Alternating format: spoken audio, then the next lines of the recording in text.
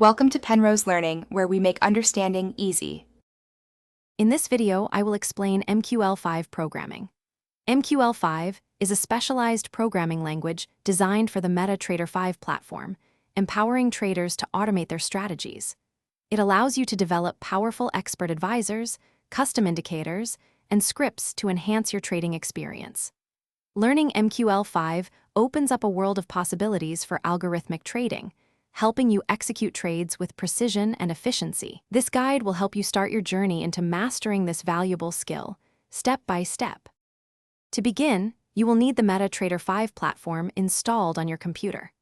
Once installed, you can easily access the Meta Editor, which is the integrated development environment for MQL5. Take some time to familiarize yourself with its interface and features. The official MQL5 website offers extensive documentation and a vibrant community forum, which are invaluable resources for learning and troubleshooting. Start by experimenting with small code snippets to understand the basics. Next, dive into the fundamental programming concepts.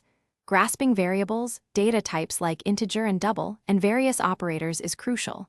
You will then move on to understanding how to use functions, control program flow with loops, and make decisions using conditional statements.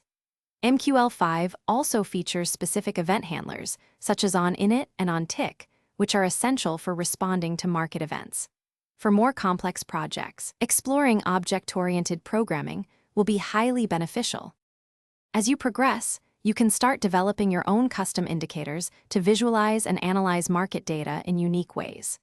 The ultimate goal for many is to create expert advisors, which are programs that can automatically execute trades based on predefined rules.